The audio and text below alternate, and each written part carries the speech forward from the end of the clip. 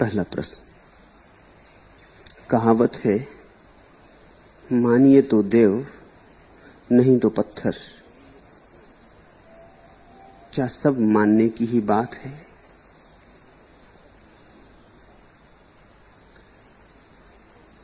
मैं कहावत को थोड़ा सा बदलना चाहूंगा। जानिए तो देव, नहीं तो पत्थर। मानने से तो पत्थर पत्थर ही रहता है। सिर्फ तुम्हारी आंखें भ्रम से भर जाती।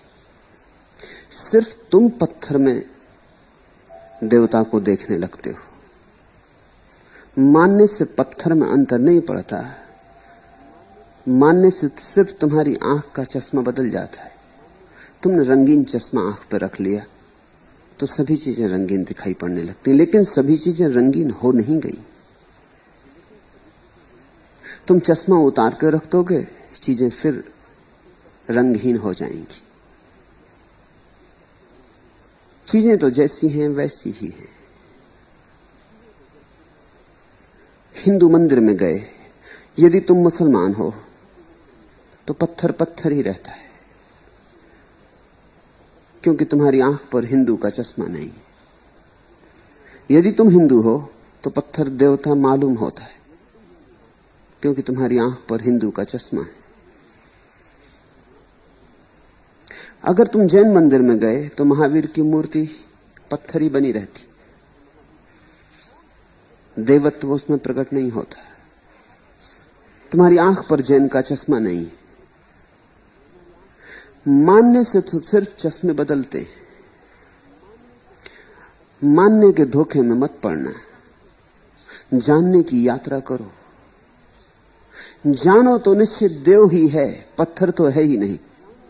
मूर्तियों में ही नहीं, पहाड़ों में भी जो पत्थर है वहां भी देवता ही छिपा है। जानने पर तो परमात्मा के अतिरिक्त और कुछ बचता ही नहीं। जाना कि परमात्मा के द्वार खोले हर तरफ से, हर दिशा से, हर आयाम से। कंकड़ कंकड़ में वही, तृण तृण में वही, पल पल में वही। लेकिन जानने से, विश्वास से शुरू मत करना, बोध से शुरू करो। विश्वास तो आत्मघात है। अगर मान ही लिया तो खोजोगे कैसे? और तुम्हारे मानने में सत्य कैसे हो सकता है? एक क्षण पहले तक तुम्हें पत्थर दिखाई पड़ता था और अब तुमने मान लिया और देवता देखने लगे। ये देखने लगे चेष्टा करके, लेकिन भीतर किसी गहराई में तो तुम अब भी जानोगे ना कि पत्थर है। उस भीतर की गहराई को कैसे बदलोगे? संदेह तो कहीं ना कहीं छिपा ही रहेगा, बना ही रहेगा। इतना ही होगा कि ऊपर ऊपर विश्वास हो जाएगा, संदेह गहरे में सरक जाएगा। ये तो और खतरा हो गया। संदेह ऊपर ऊपर रहता इतना हानिकर नहीं था। ये तो संदेह और भीतर चला गया और प्राणों के रग रेसे में समा गया। ये तो तुम्हारा अंतःकरण बन गया। यही तो हुआ है। दुनिया में इतने लोग हैं, करोड़ों करोड़ों लोग मंदिर जाते, मस्जिद जाते, गुरुद्वारा जाते, चर्च जाते, और इनके भीतर गहरा संदेह भरा है। ईसाई और हिंदू और मुसलमान सब ऊपर ऊपर है और भीतर संदेह की आग जल रही। और वो संदेह ज्यादा सच्चा है, क्योंकि संदेह तुमने थोपा नहीं है, ज्यादा स्वाभाविक, और तुम्हारा विश्वास थोपा हुआ है, आरोपित है।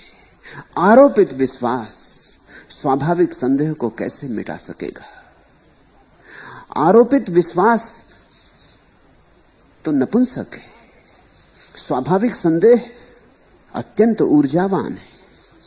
फिर कौन मिटा सकता है स्वाभाविक संदेह को? स्वाभाविक श्रद्धा ही मिटा सकती। सत्य संदेह को, बलशाली संदेह को बलशाली श्रद्धा ही मिटा सकती। और श्रद्धा कब बलशाली होती? तुम्हारे करने से नहीं होती, जानने से होती, बोध से होती। तुम देख लो कि परमात्मा है, तब श्रद्धा होती। तुमने मान लिया कि ये तो लचर बातें हैं, ये तो बैसाखियां हैं, जिनके सहारे तुम बहुत चल चुके। तो जिन्होंने ये कहावत घड़ी होगी मानिए तो देव, नहीं तो पत्थर। उन्होंने सार की बात कही है। यही स्थिति है अधिक मनुष्यता की। मान मान कर सब चल रहे हैं। अंधे ने मान लिया है कि रोशनी है, बस माना है, आंख खुली नहीं। खुली आंख ने देखा भी नहीं। यह भी हो सकता है कि अंधा आंख पे चश्मा लगा ले, लेकिन अंधे की आंख पे चश्मे का क्या मूल्य है? आंख हो तो चश्मा देखने में सहायता भला कर दे, आंख न हो तो चश्मा क्या करेगा? तो बहुत से अंधे चश्मे लगाए चल रहे हैं, फिर भी टकराएंगे ही। बहुत से अंधों ने चश्मा भी लगा लिया, हाथ में लालटेनें भी ले रखी ताकि रोशनी भी साथ रहे, मगर फिर भी टकराएंगे। तुम्हारे शास्त्र तुम्हारे हाथ में लटकी हुई लालटेनों की तरह, और तुम्हारे विश्वास तुम्हारी अंधी आंखों पर चढ़े हुए चश्मों की भांति। इनका कोई मूल्य नहीं, दो कौड़ी मूल्य नहीं। इनसे हानि है, लाभ तो जरा भी नहीं। इनके कारण आंख नहीं खुल पाती। इनकी भ्रांति के कारण तुम कभी जानने की चेष्टा में संलग्न ही नहीं हो पाते। मैं तुमसे कहता हूं, परमात्मा को मानना मत। मानने की जरूरत नहीं। परमात्मा को मानोगे तो फिर जानोगे किसको? परमात्मा को मानने का मतलब तो यह हुआ कि तुमने जानने में हताशा प्रकट कर दी, तुम हार गए। तुमने अस्त्र शस्त्र डाल दिए, तुमने कहा खोज समाप्त हो गई। जानने को तो है नहीं, माने लेते। सूरज को तो नहीं मानते हो, चांद को तो नहीं मानते हो, जानते हो। इस संसार को मानते तो नहीं, जानते हो। और परमात्मा को मानते हो। ये माना हुआ परमात्मा अगर तुम्हारे जाने हुए संसार के सामने बार बार हार जाता है तो कोई आश्चर्य तो नहीं। परमात्मा भी जाना हुआ होना चाहिए। जिस दिन परमात्मा जाना हुआ होता है उस दिन ये संसार फीका पड़ जाता, माया हो जाता है, सपना हो जाता है। अनुभव ही संपत्ति बनती है, थोथे विश्वास नहीं। तो मैं इस कहावत में थोड़ा फर्क करता हूं। मैं कहता हूं जानिए तो देव, नहीं तो पत्थर। लेकिन जानने के लिए बड़ी यात्रा करनी आवश्यक है। जानने के लिए अपने भीतर बड़ी साधनाओं से गुजरना होगा। जानने के लिए आंख पर जले हुए जालों को, चढ़े हुए जालों को काटना होगा, गलाना होगा। जानने के लिए सबसे पहली तो बात है कि मानी हुई बातें छोड़ देनी पड़ेंगी, जो कि बहुत कष्टपूर्ण है, क्योंकि वही तुम्हारी संपदा है। उसी मानने को तुम सोचते हो तुम्हारा ज्ञान है, उस सारे ज्ञान को छोड़ देना होगा। एक बार तो तुम्हें निपट रूप से अज्ञानी हो जाना पड़ेगा। इसके पहले कि तुम सच में ज्ञान की किरण को पाओ, तुम्हें अज्ञान की रात से गुजरना होगा। एक बार तो तुम्हें बिल्कुल निर्धन हो जाना पड़ेगा, क्योंकि अभी जिसे तुम धन कहते हो वो है नहीं, सिर्फ ख्याल में, मन के लड्डू। इन्हें तो छोड़ देना पड़ेगा। एक बार तो तुम्हें अपना भिखमंगापन देखना पड़ेगा, अपना अज्ञान, अपना अंधेरा, अपना अंधापन, अपनी नकारात्मक स्थिति, अपनी नास्तिकता को झेलना पड़ेगा। ये नास्तिकता का कांटा तुम्हारे प्राणों में चुभे, इसकी पीड़ा अनुभव हो, ये जरूरी है। तुमने उपाय कर लिए हैं और तुम झूठे आस्तिक बन गए हो, और भीतर छिपा नास्तिक बैठा है। इतने आस्तिक हैं दुनिया में, जितने लोग सोचते हैं कि आस्तिक हैं, तो फिर ये दुनिया धार्मिक होती। तो यहां जगह जगह परमात्मा की ऊर्जा उठती हुई दिखाई पड़ती। यहां हर आंख में परमात्मा की झलक होती, और हर पैर में परमात्मा का नाच होता, और हर कंठ में परमात्मा के गीत होते। यहां प्रेम की बाढ़ आई होती अगर इतने लोग आस्तिक होते। ये 100 आस्तिकों में कभी एक आदमी तो आस्तिक नहीं होता, फिर ये 99 कौन है? ये नास्तिक हैं और इन्होंने अपने को झूठा बुलावा दे लिया है कि हम आस्तिक। ये नास्तिकों से बदतर हालत में। नास्तिक कम से कम सच्चा तो इतना तो कहता है कि मुझे पता नहीं है और मैं नहीं मानता। जब तक पता नहीं तो कैसे मानूं? नास्तिक कम से कम ईमानदार तो है, प्रामाणिक तो है। जो नहीं जाना है कहता है नहीं मानता हूं। आस्तिक तो बेईमान है, जो नहीं जाना है उसको मानता है। जो जानता है उसको झुटलाता है और जो नहीं जानता है उसे मानता है। आस्तिक तो बड़ी ही कसमकस में, बड़ी परेशानी में। और सारे धर्म तुम्हें सिखाते हैं सत्य की बात, और सारे धर्मों को तुमने बुनियादी असत्यों में बदल लिया। ये सबसे बड़ा असत्य है। जो नहीं जाना हो उसे मान लेने से बड़ा असत्य और क्या हो सकता है। तुम परमात्मा के साथ भी असत्य का संबंध जोड़े हुए। विश्वास का अर्थ होता है परमात्मा से झूठ का संबंध। परमात्मा के सामने भी तुम झूठे हो, और सब तरफ झूठ चलाओ, और तरफ सारे संसार में तुम बेईमानियां करो। कम से कम एक जगह तो छोड़ दो, कम से कम एक जगह तो अपनी प्रवंचना मत लाओ। एक जगह तो खड़े हो जाओ नग्न जैसे हो, निर्वस्त्र। एक जगह तो कह दो कि जो है वही है, वैसा ही है, मैं इसको झुटलाऊंगा ना, कुछ का कुछ ना कहूंगा। तब तुम अचानक पाओगे कि तुम्हारी आस्तिकता बहने लगी और तुम्हारा नास्तिक उभरने लगा। मगर मैं कहता हूं ये असली आस्तिकता के जन्म के पहले जरूरी। असली आस्तिकता के पहले झूठी आस्तिकता छोड़ देनी पड़ती। असली आस्तिकता के पहले असली नास्तिकता का कदम अनिवार्य है। जिन्होंने भी परमात्मा के मंदिर की यात्रा की है वे नास्तिकता की सीढ़ियों से चढ़े। उन्होंने नकार दिया है झूठ को। फिर अगर उस झूठ में उनकी आस्थाएं भी थी, भरोसे भी थे, विश्वास भी थे, धारणाएं भी थी, तो उनकी भी उन्होंने फिक्र नहीं की, उनको भी नकार दिया है। अगर वेद बीच में आए और कुरान और गीता बीच में आई तो उन्होंने उन्हें भी हटा दिया है। उन्होंने सिर्फ एक बात पर नजर रखी कि जो हम जानेंगे, जो हमारा अनुभव होगा। कानों सुनी सो झूठ सब, आंखों देखी सांच। जो जो कान से सुन लिया है वो विश्वास, जो आंख से देखा वह श्रद्धा। तुम्हारा ईश्वर कानों से सुना हुआ है या आंखों से देखा हुआ है? तुम्हारी प्रार्थना कानों से सुनी हुई है या आंखों से देखी हुई है? तुम्हारे सत्य जिन पर तुमने अपने जीवन को दांव पे लगा रखा है, तुम्हारे अनुभव से निश्चित हुए हैं या उधार हैं, बासे हैं, दूसरों से लिए? अगर दूसरों से लिए हैं तो जितने जल्दी तुम उनसे छूट जाओ उतना अच्छा है, क्योंकि उन्हीं के कारण तुम्हारे पैरों में जंजीरें पड़ी हैं और तुम सत्य तक न जा सकोगे। यही फर्क है श्रद्धा और विश्वास में। विश्वास होता उधार, कानों सुना। सत्य होता है अपना, निजी। मैं तुम्हें किसी पर विश्वास करने को नहीं कहता। मैं तो इतना ही कहता हूं कि परमात्मा है तो घबराते क्यों हो? खोजो, मिल जाएगा। इतने डरते क्यों हो आंख खोलने से? अगर है तो मिल ही जाएगा, और अगर नहीं है तो भी अच्छा होगा कि चाहे तो हो जाए, हमें कि नहीं है तो हम इस झंझट से बचें। सत्य हर हाल में कल्याणकारी है, इस तरफ हो या उस तरफ, लेकिन सत्य निर्णायक है। तो मैं तुमसे कहूंगा, जानने की यात्रा पर निकलो। माने तो बहुत, कहां पहुंचे, कहीं के ना रहे मानकर। जानने की यात्रा पर निकलो तो पहली बात तो छोड़ने पड़ेंगे सारे विश्वास। ये बात तुम्हें उल्टी लगती, अटपटी लगती कि श्रद्धा पाने के लिए विश्वास छोड़ने पड़ेंगे, लेकिन ये तर्क बिल्कुल साफ सुथरा है, ये गणित बिल्कुल सीधा है। इसे समझने के लिए कोई बहुत बुद्धिमत्ता नहीं चाहिए। अंधेरे में बैठे हो और सोचते हो रोशनी, तो फिर दिया कैसे जलाओगे?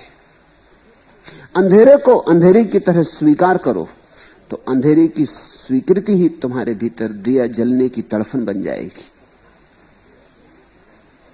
बैठे हो वासना में और ब्रह्मचर्य पे भरोसा करते हो। छोड़ो ये बकवास। ये बकवास सिर्फ वासना को छिपा लेने का उपाय है।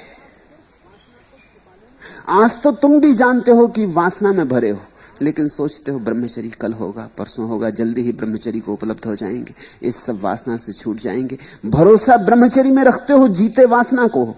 इससे तुम्हारे जीवन में द्वंद्व खड़ा होता, इससे तुम दो टुकड़ों में टूट जाते, इससे तुम कभी अखंड नहीं हो पाते। और अखंड न हुए तो कैसी शांति तुम्हारे भीतर कलह जारी रहेगी। निर्द्वंद न हुए तो कैसा सुख। तुम्हारे भीतर महाभारत छिड़ा रहेगा। मानते ब्रह्मचरी को हो, जानते वासना को हो, यह तुम्हारी अड़चन है। इसी ने तुम्हें विक्षिप्त किया है। जानते धन को हो, मानते ध्यान को, और स्वभावता तुम्हारा जीवन तुम्हारे जानने से चलेगा, तुम्हारे मानने से नहीं चलेगा। इसलिए तुम अपनी मान्यताओं की लचर हालत देखते हो, काम नहीं आती। बकवास करनी हो तो कर सकते हो, प्रवचन देना हो तो दे सकते हो, शास्त्र लिखना हो तो लिख सकते हो, किसी दूसरे अंधे को रास्ता बताना हो तो बता सकते हो, मगर तुम्हारे काम नहीं आती तुम्हारी जानकारियां। तुम्हारी जिंदगी तो आंदोलित होती है तुम्हारे ही अनुभव से। वो जो दूसरों से उधार जानकारियां ले ली हैं, विश्वास ले लिए, उनसे क्या हुआ है? इस सत्य को देखो, तुम जिस ढंग से जी रहे हो वही गवाह है कि तुम्हारी असली श्रद्धा कहां है। सोचो, यहां धन की ढेरी लगी है और यहां ध्यान की ढेरी लगी है, और मैं तुमसे कहूं कि चुन लो, दोनों में से एक ही चुन सकते हो, और तुम कहते हो मानता तो मैं ध्यान में हूं मगर चुनूंगा धन को, तो क्या अर्थ होगा? अगर मानते ध्यान में हो तो फिर धन को क्यों चुन रहे हो? तुम कहते हो मानता तो ध्यान को ही हूं, लेकिन मैं कमजोर आदमी हूं, अभी बाल बच्चे हैं, परिवार है, और ध्यान की ये भी जल्दी क्या है, कर लेंगे, फिर कर लेंगे, बाद में कर लेंगे, धन तो अभी मिलता है, इसे तो उठा ले। फिर धन से मैं ध्यान भी करूंगा, मंदिर भी बनवा दूंगा, पुरोहित रख दूंगा, मंदिर में पूजा करेगा, धार्मिक कृत्य करूंगा इस धन से, हालांकि मानता ध्यान में हूं।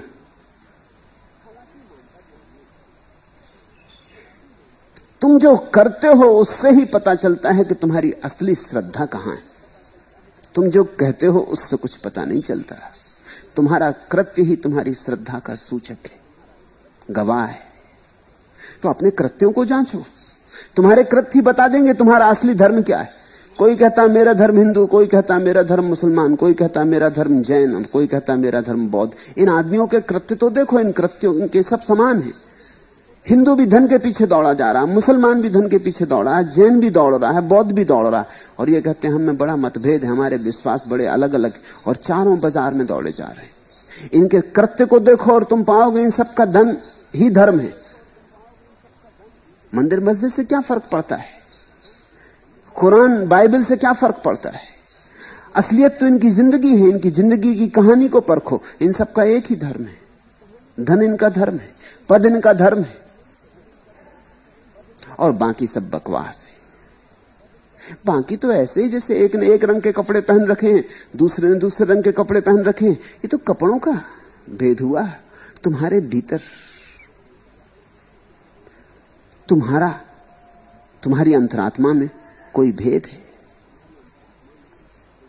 दुनिया में दो ही तरह के लोग होते हैं, आस्तिक और नास्तिक। मगर आस्तिक मैं उनको कहता हूं जिनका जीवनचर्या प्रमाण देती है कि वे आस्तिक हैं, जिनकी जीवनचर्या ही जिनकी श्रद्धा की सूचक है। इसलिए मेरा जोर जानने पर है, मानने पर नहीं। तुम भगवान पर इतना कम भरोसा करते हो इसलिए मान लेते हो, क्योंकि तुम जानते हो अगर जानने गए शायद मिले न मिले, मान ही लो। मान ही लेने में सार है, तुम्हें बहुत भरोसा भी नहीं है। मैं तुमसे कहता हूं जानो, क्योंकि डर की कोई बात नहीं, परमात्मा है, तुम्हारे जानने से मिट नहीं जाएगा, और तुम्हारे मानने से अगर ना होगा तो हो नहीं जाएगा। जो नहीं है नहीं होगा, कितना ही मानो, और जो है रहेगा। न मानो तो भी रहेगा, मानो तो भी रहेगा, जानो तो भी रहेगा, न जानो तो भी रहेगा। तुम्हारे जानने, मानने, न मानने, न जानने से कोई अंतर नहीं पड़ता अस्तित्व में। परमात्मा है। इसलिए मैं तुम्हें कमजोर नहीं बनाता और तुम्हें भयभीत नहीं करता। मैं तुमसे ये नहीं कहता कि अगर तुमने विश्वास खोया तो तुम भटक जाओगे। नहीं, मैं तुमसे कहता हूं विश्वास के कारण तुम भटके हो। ऐसा हुआ, ये घटना मैंने सुनी।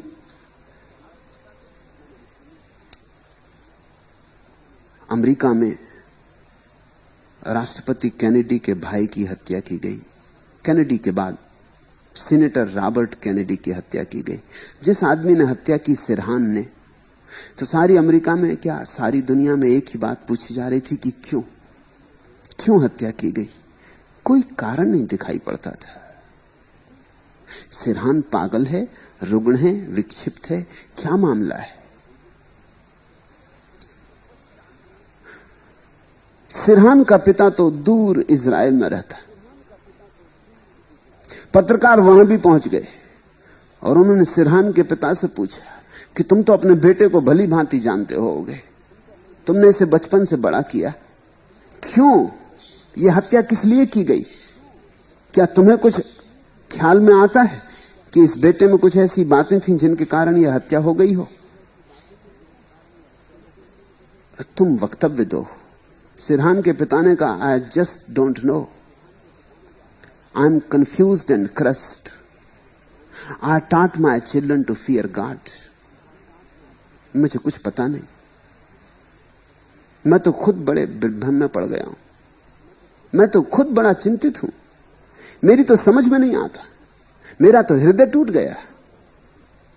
मैंने तो अपने हर बच्चे को ईश्वर से डरना सिखाया था और ये मेरा बेटा ऐसा कैसे कर सका? मैं खुद यही पूछना चाहता हूं कि क्यों?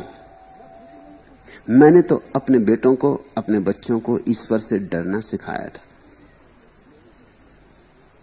I taught my children to fear God. अब अगर तुम मुझसे पूछो तो वो जो ईश्वर का डर सिखाया वही उपद्रव की जड़ है, वही रोग का घर है, वहीं से बीमारी उठी। वे दो शब्द, भय और ईश्वर, उनमें सारी मनुष्य जाति के पाप छिपे। सिरहान का ही पाप नहीं, सभी मनुष्यों के पाप उसी में छिपे। वो दो शब्द बड़े खतरनाक हैं, बड़े महंगे। एक तो भय, किसी का भी हो, मनुष्य को विकृत करता है। भय किसी का भी हो, मनुष्य को विकसित नहीं होने देता। भय आकाश में बैठे किसी परमात्मा का तुम्हें संकुचित करता है, तुम्हें गुलाम करता है, तुम्हें अपना मालिक नहीं होने देता। और जिससे तुम भय करते हो उसे कभी प्रेम तो कर ना पाओगे, भय से तो कभी प्रेम होता ही नहीं। और तुलसीदास ठीक उल्टी बात कह गए, भय बिन होए न प्रीति। और मैं तुमसे कहना चाहता हूं कि भय के साथ तो प्रीति कभी होती ही नहीं। तुलसीदास 100% गलत है। भय और प्रेम, जिससे तुम्हें प्रेम है उससे तुम्हें कोई भय नहीं होता, और जिससे तुम्हें भय है उससे तुम्हें घृणा होती, प्रेम नहीं होता।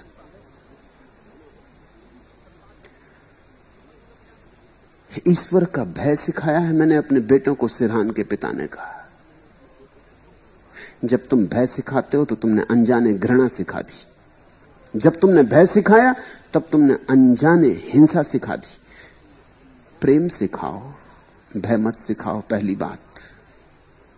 और तुम सभी को भय सिखाया गया। भय के कारण तुम हिंदू, भय के कारण मुसलमान, भय के कारण तुम्हारा भगवान, भय के कारण तुम कप रहे हो। तुम्हारी प्रार्थनाओं में आनंद उत्सव नहीं है, सिर्फ भय का कंपन है। डरे हो नरकों से, प्रलोभित हो स्वर्गों से, मगर कप रहे हो। तुम्हारे भीतर महाकंपन चल रहा है। ये भयभीत घुटने जो नमाजों में झुके, ये भयभीत सिर, ये गुलामों के सिर जो मंदिर की मूर्तियों के सामने रखे, ये मनुष्य जाति का सबसे बड़ा अकल्याण है। भय मनुष्य को आत्मवान नहीं होने देता। मैं तुमसे ये नहीं कह रहा हूं कि जिंदगी में भय की कोई उपादेयता नहीं है। मैं ये भी नहीं कह रहा हूं कि मूढ़ की भांति भय को छोड़ दो। मैं ये भी नहीं कह रहा हूं कि भय जीवन की सुरक्षा का उपाय नहीं। पर मैं तुमसे ये कह रहा हूं, भय तथ्यों के आग जलाती। आग से भयभीत होना स्वाभाविक है, इसको सिखाना नहीं पड़ता। तुम अपने बच्चे को ये थोड़ी सिखाते हो कि आग से डरो, तुम बच्चों को इतना ही सिखाते हो कि आग जलाती है, अगर जलना हो तो आग के पास चले जाओ, ना जलना हो तो पास मत जाओ। ये जीवन की सहज प्रक्रिया है। अब एक सांड सींग लेके तुम्हारी तरफ भागा चला आ रहा है, तो मैं ये नहीं कहता कि तुम निर्भय होकर वहां खड़े रहो, कि बस का ड्राइवर हार्न बजाया जा रहा है, मैं तुमसे ये नहीं कहता तुम बीच सड़क पर खड़े होकर ध्यान करो, सुनो ही मत, क्योंकि तुम भयभीत नहीं हो। ये मूढ़ता हो जाएगी। जहां जीवन के तथ्य घातक हैं, जहां जीवन के तथ्य गड्ढों में ले जाते, वहां से जागो। इसलिए मैंने तुमसे कहा कि 84 करोड़ योनियों के भय से मैं तुम्हें नहीं छुड़वा सकता, क्योंकि वो तो आग जैसा भय है। तुम्हें जाना हो तो मजे से जाओ, न जाना हो तो समझो। लेकिन परमात्मा का भय, परमात्मा को तो तुम जानते ही नहीं। और परमात्मा आग थोड़ी है, और परमात्मा कोई खाई खड्ड थोड़ी है। परमात्मा तो तुम्हारे जीवन की सर्वाधिक सुंदर, सर्वाधिक शुभ, सर्वाधिक ऊंची अवस्था है। परमात्मा से भय, परमात्मा तो तुम्हारे होने का सर्वश्रेष्ठ ढंग है। परमात्मा तो तुम्हारी आत्यंतिक अभिव्यक्ति है। परमात्मा से भय, और परमात्मा से भय बना दिया तो तुम कीड़े हो जाओगे, तुम जमीन पर सरकने लगोगे, फिर तुम उड़ ना सकोगे, तुम्हारे पंख काट दिए। सिरहान के बाप ने कहा, मैंने अपने बेटों को परमात्मा का भय सिखाया, इसलिए मैं बड़ा हैरान हूं कि ऐसा कैसे हुआ। इसीलिए हुआ महाराज, काश तुमने भय ना सिखाया होता तो ऐसा नहीं होता। भय से घृणा उपजती, भय से क्रोध उपजता, भय से हिंसा उपजती, प्रेम से करुणा उपजती। लेकिन कठिनाई में समझता हूं, कठिनाई क्या है? धर्मगुरु भय सिखाते हैं क्योंकि भय सिखाना आसान। भय तो मानने से ही पैदा हो जाता है, प्रेम सिर्फ मानने से पैदा नहीं होता, प्रेम जानने से पैदा होता है। ये कठिनाई है। इसलिए सस्ती तरकीब धर्मगुरुओं ने पकड़ ली। आदमी को भयभीत कर दो, वो ईश्वर को मान लेगा, भय में मान लेगा। भीतर तो मानेगा भी नहीं, ऊपर ऊपर कम से कम मानने का दिखावा करेगा। राम नाम भीतर तो नहीं जाएगा, राम नाम की चदरिया ओढ़ लेगा। सच में तो सिर नहीं झुकेगा भगवान के सामने, क्योंकि जिसको देखा नहीं, जिसके सौंदर्य का अनुभव नहीं किया, वहां सिर कैसे झुकेगा? जिससे कभी जीवन में कोई संबंध ही नहीं हुआ, जिससे कभी आंखें चार नहीं हुई, वहां सिर कैसे झुकेगा? मगर भय के कारण घुटने कब जाएंगे और आदमी गिर पड़ेगा। भय सस्ती तरकीब मिल गई, और सस्ती तरकीब के कारण सारी मनुष्यता को भयभीत कर दिया गया। तो पहली तो बात, भय सिखाया सिरहान के बाप ने, वो सभी बापों ने सिखाया। सारी मनुष्य जाति भय से पीड़ित है। इसी भय से फिर हिटलर पैदा होते हैं, चंगेज पैदा होते हैं, तैमूर पैदा होते हैं, सिकंदर पैदा होते हैं। इसी भय से छोटे हत्यारे, बड़े हत्यारे, चोर, बेईमान, राजनीतिक, सब इसी से पैदा होते। मनुष्य की छाती से भय का पत्थर हटना चाहिए, प्रेम का फूल खिलना चाहिए। लेकिन प्रेम के साथ एक अड़चन है। प्रेम तो तभी होता है जब आंखें चार हो। प्रेम तो जाने से होता है, माने से नहीं होता। प्रेम तो अनुभव से उपजता है, बिना अनुभव के नहीं उपजता। और प्रेम का ही आत्यंतिक अनुभव परमात्मा है।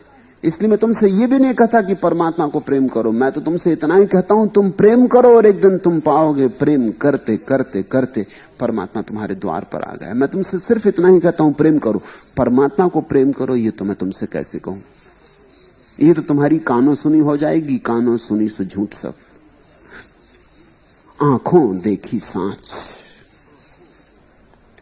तो मैं तुमसे इतना ही कहता हूं, प्रेम करो अपने बच्चे को, अपनी पत्नी को, अपने पति को, अपने मित्र को, अपने परिवार को।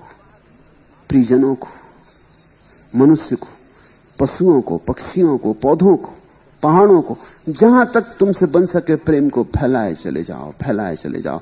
जैसे जैसे तुम्हारा प्रेम फैलने लगेगा वैसे वैसे तुम पाओगे परमात्मा की झलक आनी शुरू हो गई।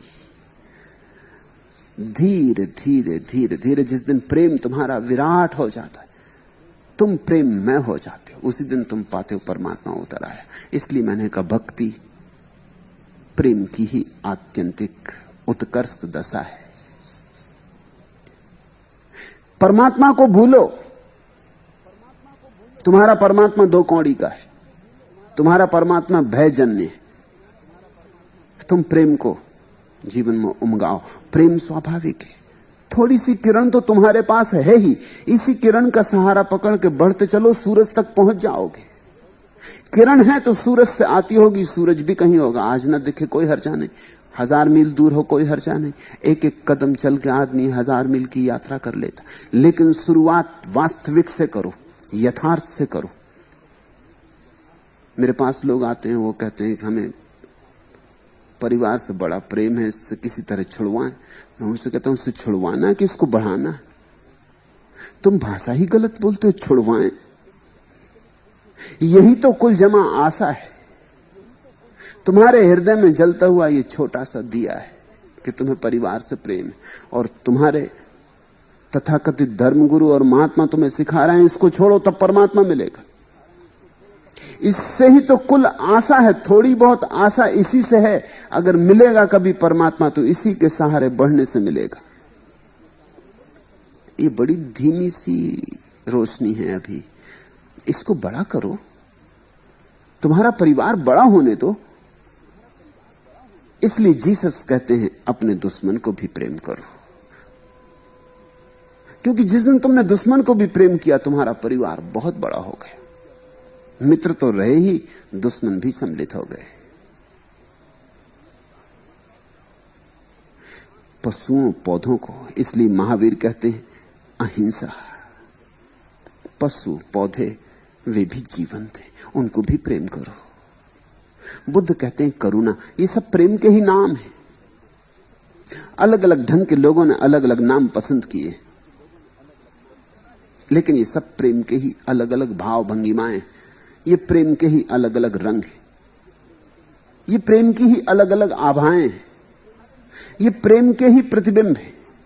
महावीर में बना प्रतिबिंब उन्होंने कहा अहिंसा। उन्होंने कहा किसी को दुख मत दो, मगर दुख तुम तभी देने से रुकोगे जब प्रेम बढ़े, नहीं तो कैसे दुख देने से रुकोगे। बुद्ध ने कहा करुणा, फैलाओ करुणा को। जीसस ने कहा प्रेम। जैसे जैसे तुम्हारा प्रेम बढ़ता जाए वैसे वैसे तुम्हारा और परमात्मा के बीच का फासला कम होता चला जाता। इसलिए ये तो पूछना ही मत भूल के भी मुझसे कभी आके कि हमारा छोटा मोटा प्रेम है उसको हम कैसे मिटा दें। उसको मिटा दिया तो तुम्हारे तो जीवन की आशा का दीप ही बुझ गया, फिर तुम भटक गए रेगिस्तान में। वो जो छोटी सी सरिता थी तुम्हारे जीवन में झरने की तरह, वो भी सूख गई। अब तो कोई आशा ना रही। मैं कहता हूं इस सरिता को बड़ा करो, इस सरिता को बहाओ सागर की तरफ, और जितने झरने इससे आके मिल जाते हो सबको मिल जाने दो। मित्रों को भी, शत्रुओं को भी, मनुष्यों को भी, पक्षियों को भी, पौधों को भी, पहाड़ों को भी, सबको मिल जाने दो, सबको सम्मिलित हो जाने दो, बनने दो इसकी बड़ी गंगा। फिर ये पहुंच जाएगी सागर तक। तुम जहां हो, जैसे हो, उसी के यथार्थ को पकड़ लो और उसी यथार्थ के सहारे चल पड़ो। ये छोटा सा धागा, ये छोटा सा सूत्र तुम्हें पहुंचा देगा। इसलिए तो संतों के इन वचनों को या उपनिषद की ऋचाओं को या कुरान की आयतों को सूत्र कहा जाता है। सूत्र का अर्थ होता है धागे की तरह हैं ये, बड़े महीन धागे, लेकिन अगर पकड़ लिया तो पहुंच जाओगे। मैंने सुना है एक सम्राट अपने वजीर पर नाराज हो गया और उसने वजीर को क्रोध में आके नगर के बाहर एक बड़ी मीनार पर कैद कर दिया।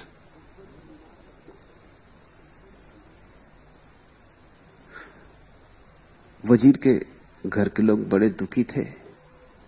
रो रहे थे। वजीर ने अपनी पत्नी को घबरा मत, जब मैं चला जाऊं और बंद कर दिया जाऊं तो गांव में एक फकीर है, तो उसके पास जाना।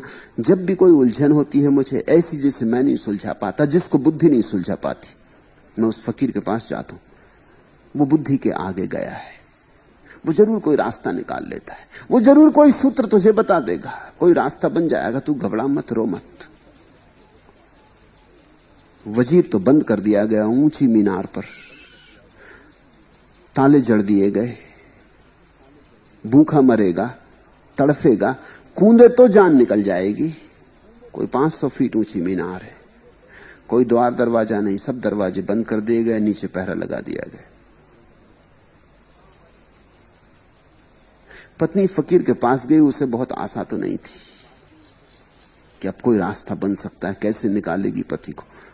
फकीर ने कहा कोई हर्जा नहीं, तेरे पति ने कहा था मुझसे आके सूत्र पूछ लेना, वो खुद ही बता गया रास्ता, सूत्र में तो सारा सार है।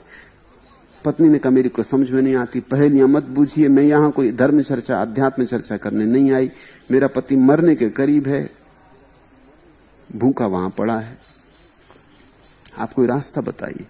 उस फकीर ने कहा तू ऐसा कर, भृंगी नाम का कीड़ा होता है, उसको पकड़ ले, उसकी मूंछों पर थोड़ी शहद लगा दे और उसकी पूंछ में एक पतला धागा बांध दे, रेशम का पतला धागा। उस पत्नी ने कहा इससे क्या होगा? इसने कहा इससे सब हो जाएगा, और जाके मीनार पर उस भृंगी को छोड़ दे। शहद की गंध पाके वो सरकना शुरू करेगा, बढ़ेगा आगे। और मूंछों पे शहद लगी इसलिए मिलने वाली तो है नहीं, ऐसी तो शहद लगी है मूंछों पर। संसार ऐसी ही शहद का नाम है जो तुम्हारी मूंछों पे लगी। तुम भागते फिरते हो, गंध आती चली जाती, तुम भागते फिरते हो, अब तुम्हारी मूंछें तुमसे आगे छलांग लगा जाती। मिलना कभी नहीं होता, गंध आती रहती, गंध आती रहती, मिलना कभी नहीं होता। इसलिए तो ज्ञानियों ने इसे माया कहा है। मिलती है, मिलती है, अब मिली, अब मिली, मिलती कभी नहीं। पहुंचने के करीब सदा रहते हैं लेकिन पहुंचते कभी नहीं। मंजिल आती आती लगती है, आती नहीं। और इतने करीब मालूम पड़ती है कि रुक भी नहीं सकते, मर जाते हैं, थक जाते हैं, मगर रुक नहीं सकते क्योंकि लगता अब मिली। ये बिल्कुल पास से आ रही गंध। उस भृंगी की दशा समझो, उसकी मूछ पे बिठा दी शहद, उसे गंध आई, दीवाना हो गया। शहद का रस, शहद का प्रेम उसे खींचने लगा, वो भागने लगा। पास ही है, गंध इतने करीब से आ रही, और मूछें आगे सरकने लगी। और उसकी पूंछ में बंधा हुआ रेशम का धागा मीनार पर चढ़ने लगा। थोड़ी देर में वो मीनार पर पहुंच गया। पति ने उसको आते देखा, फिर उसकी पूंछ में बंधे हुए पतले धागे को देखा, समझ गया फकीर ने सूत्र दे दिए। धागे को धीरे धीरे खींचा, धागे में फिर एक दूसरी मोटा धागा बंधा आया, फिर मोटे धागे में एक सुतली बंधी आई, फिर सुतली में एक मोटी रस्सी बंधी आई, और फिर उस रस्सी के सहारे वजीर मीनार से उतर के भाग गया, मुक्त हो गया। ऐसा ही है, एक सूत्र पकड़ लो। ये जो तुम्हारे जीवन में थोड़ी सी प्रेम की किरण है, इसे बुझा मत देना। इससे बड़ी आत्महत्या और कोई नहीं, इसे बुझा मत देना। इसकी निंदा मत करना। ये मत कहना शारीरिक है, ये मत कहना कामुक है, ये मत कहना कि ये तो संसार की है। संसार में तुम हो तो कुछ संसार में होगा जो परमात्मा से जोड़े, नहीं तो फिर तो कोई उपाय नहीं। कोई सूत्र होगा जो दोनों किनारों को जोड़ता होगा, कोई सेतु होगा। संसार में जरूर कोई एक बात होगी जो संसार की नहीं होगी। इसे मैं दोहराऊं, परमात्मा को पाने की एक ही आशा है कि संसार में कुछ हो जो गैर संसारी हो, नहीं तो फिर कैसे पाओगे। कुछ हो जो यहां आता हो और यहां का ना हो, यहां तक आता हो जरूर और वहां का हो, पार का हो। तुम्हारे जीवन में प्रेम के अतिरिक्त ऐसी कोई और चीज नहीं है। यही भक्तों का निवेदन है। प्रेम ही एकमात्र सूत्र है जिसके सहारे तुम धीरे धीरे धीरे कदम कदम रत्ती रत्ती बढ़ते बढ़ते एक दिन परमात्मा में पहुंच जाओगे। जानिए मानिए मत, और जानना हो तो प्रेम के इस छोटे से धागे को पकड़िए। सिरहान के बाप ने कहा कि मैंने तो ईश्वर का भय सिखाया था, वहीं चूक हो गई। तुम्हें भी भय सिखाया गया है और भय के आधार पर विश्वास सिखाया गया है। तुम्हें पहले भयभीत किया जाता है, फिर जब तुम भयभीत हो जाते हो, तुम पूछते हो कोई सहारा चाहिए, तब तुम्हें ईश्वर की धारणा पकड़ा दी जाती कि ये ईश्वर रहे, इनको पकड़े रखो। जब डर लगे तो हनुमान चालीसा पढ़ना, जब भय आए तो ईश्वर को याद करना। पहले भय पैदा करवा देते, फिर इलाज पकड़ा देते। ये तो बड़ी जालसाजी हो गई। पंडित, पुरोहित, धर्मगुरु, राजनेता इस जालसाजी पर ही जीते रहे। तुम विश्वास से जागो। अगर कभी श्रद्धा के आकाश में उठना हो तो विश्वास को बिल्कुल भ्रष्ट कर दो, नष्ट कर दो, जला डालो, आग कर दो, राख कर दो।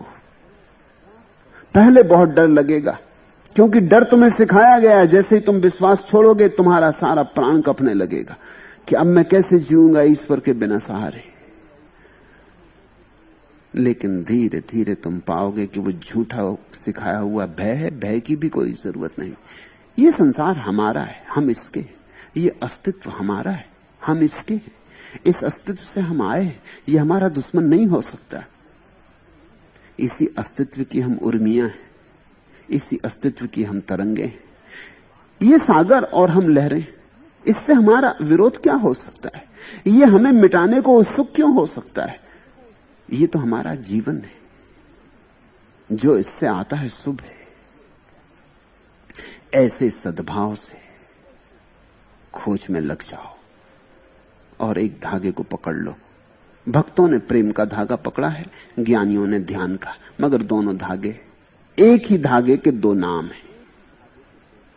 क्योंकि जब तुम प्रेम पूर्ण हो जाते हो तो तुम ध्यान पूर्ण हो जाते हो, और जब तुम ध्यान पूर्ण हो जाते हो तो तुम प्रेम पूर्ण हो जाते हो।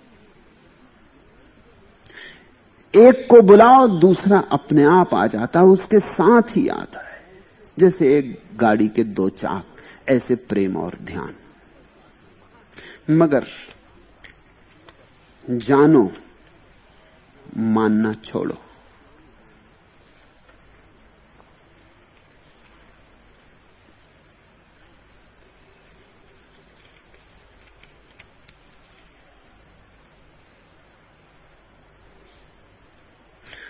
दूसरा प्रश्न पहले से संबंधित है।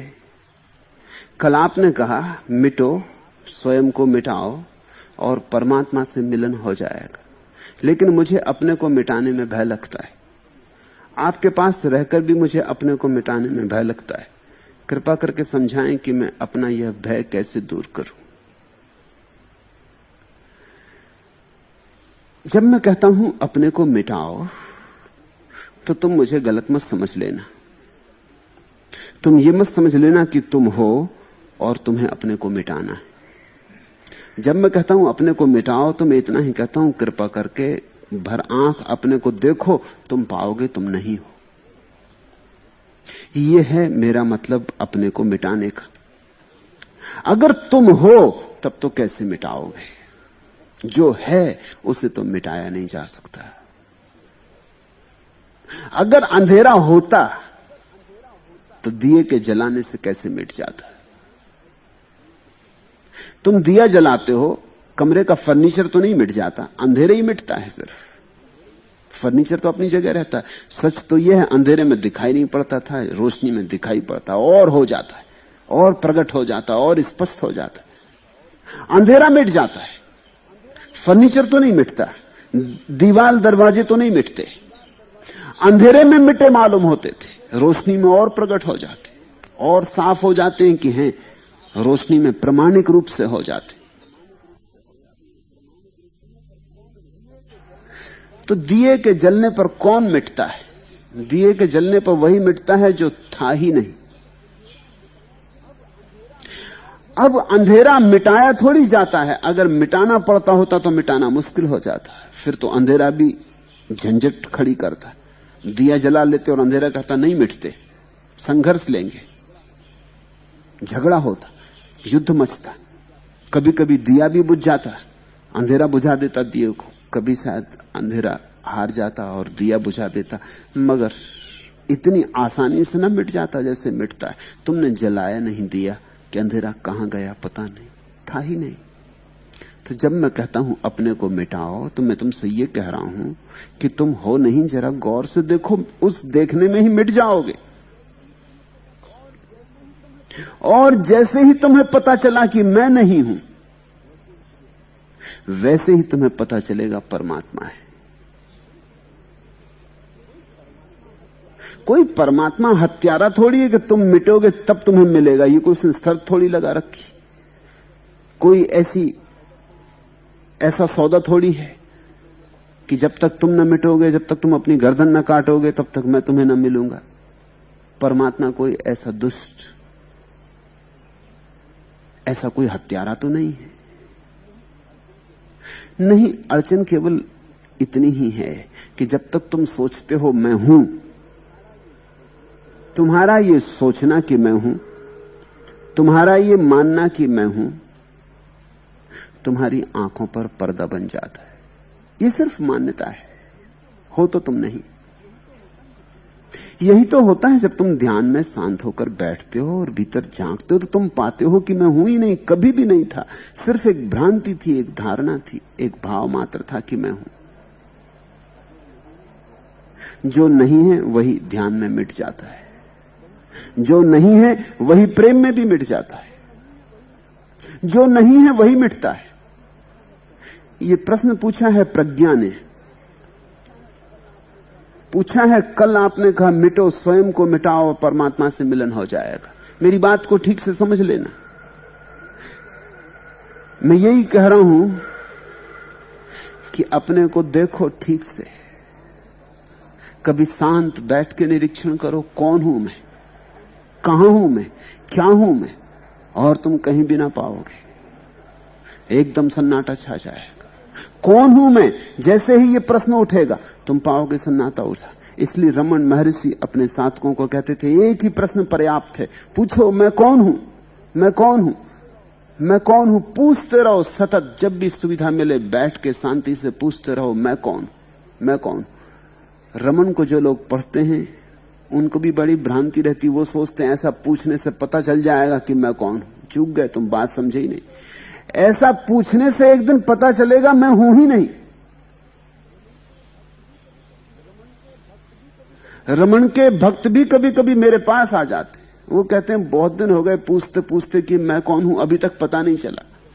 मैंने कहा तुम चूक ही गए, तुम बात का मतलब ही नहीं समझे। संतों की बात का मर्म समझ में सीधा सीधा आता नहीं, क्योंकि बात इतने दूर की है, तुम्हारी भाषा में उसे कहा नहीं जा सकता। अब रमन ने यह नहीं कहा है कि ऐसा पूछने से तुम्हें पता चल जाएगा कि तुम कौन हो।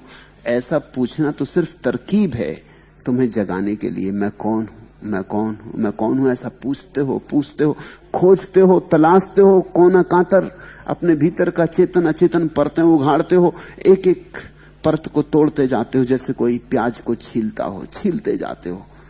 मैं कौन हूं, मैं कौन हूं, छीलते छीलते छीलते सब परतें समाप्त हो जाती हैं, शून्य हाथ में आता है, प्याज बची ही नहीं, शून्य मात्र रह गया। यही तुम हो और यही परमात्मा है, लेकिन तुम बचे नहीं। इस शून्य में तुम कहां रही प्रज्ञा। अगर प्रज्ञा खोजने चले तो एक दिन पाएगी कि नहीं बची, और जहां प्रज्ञा नहीं बची वहीं प्रज्ञा का जन्म है, वहीं बोध का जन्म है, वहीं समाधि फलती, वहीं परमात्मा उतरता है।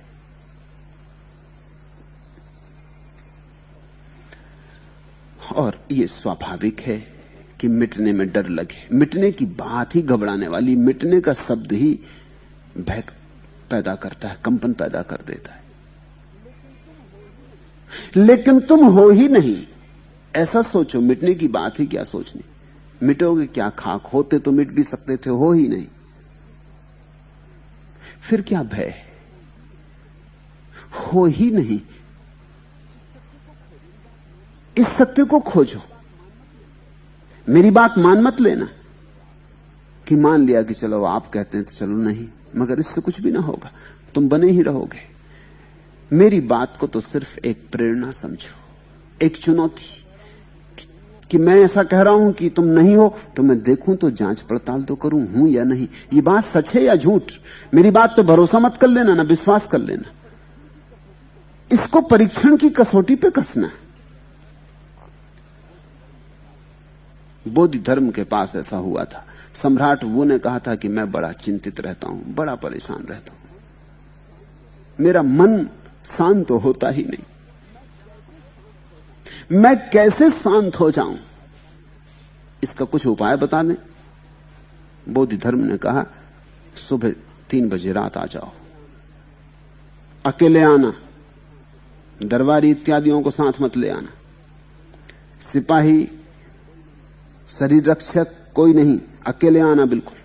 मैं 3 बजे प्रतीक्षा करूंगा, और जब आओ तो ख्याल रखना अपने इस मैं को ले आना, क्योंकि मैं शांति कर दूंगा इसे। वो घबराया कि आदमी पागल है, जब मैं आऊंगा तो मैं तो आ ही जाऊंगा, ये कह रहा साथ ले आना।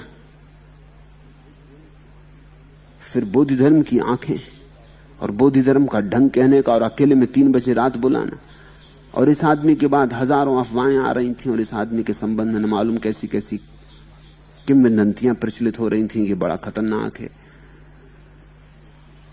एक शिष्य से इसने, जब तक उसने अपना हाथ काट के इसको न दिया तब तक उसका शिष्यत्व स्वीकार नहीं किया है। और यह आदमी कुछ अजीब है और खतरनाक है, और रात अंधेरे में 3 बजे आना, और ये भी कहता है कि शांत कर ही दूंगा। उसने सोचा कि आना ठीक नहीं, खतरे से खाली नहीं, पर सो भी न सका। अब तक उसने बहुत से साधुओं से, बहुत से महात्माओं से कहा था कि इस मेरे मैं को किसी तरह शांत कर दें, ये इतना बड़ा साम्राज्य मिल गया फिर भी शांत नहीं होता, बेचैनी मिटती ही नहीं, बेचैनी बनी ही रहती, चैन का कोई पता नहीं है, किसी तरह मुझे शांति दे। किसी ने कभी नहीं कहा था कि शांत कर देता हूं, तू आ जा। उन्होंने बड़ी बड़ी बातें की, लेकिन उन बातों से कुछ सार न हुआ। पहली दफे एक आदमी मिला है जिसने बात की ही नहीं, जिसने कहा कि तू आ ही जा, कल सुबह एकांत निपटारा कर ही देते, कब तक तू परेशान रहेगा, इसको शांत ही कर देंगे। कहीं ऐसा ना हो कि आदमी शांत करने की कला जानता हो और मैं न जाऊं, जाने में भी डर लगे कि यह आदमी कहीं पगला ना जाए, लठ न मार दे। लकड़ी रखे रहता था, बड़ा लठ रखे रहता था बोधि धर्म अपने पास, और इसके बाबत कहानियां ऐसी हैं कि कौन जाने ये व्यवहार कैसा करे, और एकांत में जाना। मगर फिर सो भी ना सका, रुक भी ना सका, जाना कठिन था तो भी गया। ऐसी प्रबल आकांक्षा खींची ले गई, पहुंच गया 3 बजे रात। बोधि धर्म बैठा था, अपना डंडा लिए दिया जलाए, गांव के बाहर एक मंदिर में ठहरा था। उसने कहा तो आ गए, मैं को ले आए कि नहीं? सम्राट ने कहा आप भी क्या बातें करते हैं, जब मैं आ गया तो अब और मैं को कहां, मैं को छोड़ के भी कैसे आ सकता हूं?